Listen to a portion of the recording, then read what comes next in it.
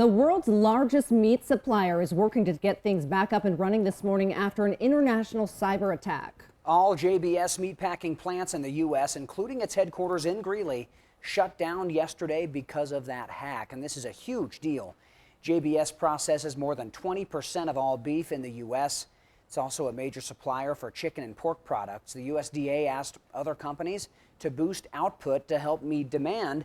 And there's a lot of jobs on the line here, too. JBS is the third largest employer in Colorado. This morning, we're taking a closer look at the impacts of the cyber attack, what it means for your wallet and the grocery store, what will happen to the thousands of workers at JBS, and we're pulling the curtain back on why these hacks keep happening.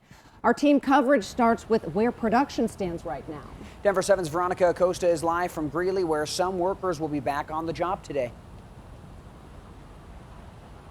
Well, all 9 of JBS's beef processing plants were closed yesterday, including the one that you see right behind me. This is the North American headquarters right here in Greeley. Today, those employees who were told not to come in yesterday, they will be back. At least some of them will.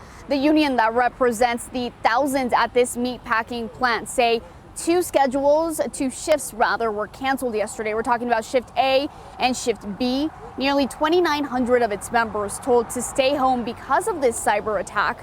The attack happened on Sunday, disrupting operations in both North America and Australia. Plants in Mexico and the UK, those were not affected. JBS says it had a cybersecurity plan, it's working, and a majority of their beef, poultry, pork, prepared food plants, those will all be up and running by today. Now, shipments did go out during the shutdown to suppliers, so there shouldn't be much concern and disruption at grocery stores. Now the union representing these workers is making sure that they get paid. JBS did say that employee, customer, and supplier information was not compromised in the hack, so something to keep in mind there. In Greeley, I'm Veronica ACOSTA. Back to you. Veronica, thank you. We know many of you are also wondering what this means for you. Well, we looked into it, and according to an economist with commodity firm Kearns & Associates, a 1 or 2 day disruption could cause wholesale meat prices to jump. But if the problem is fixed within a few days, restaurants and grocery stores are unlikely to pass those costs on to you, the consumer.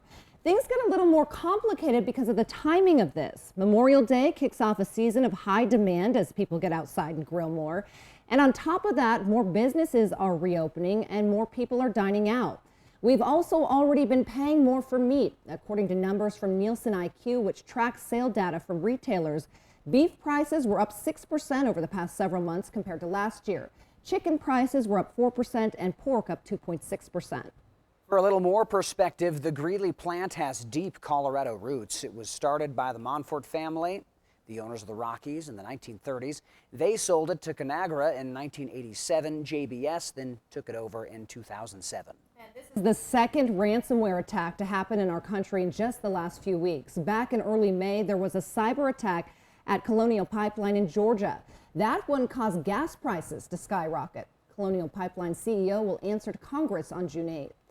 And coming up at 6:30, we'll be joined by a local cybersecurity expert. He'll weigh in on what's driving hackers to target these U.S. companies and how we can prevent more from happening in the future.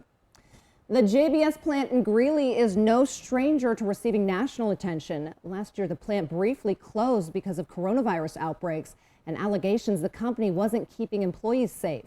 Nearly 300 people got the virus, 7 died.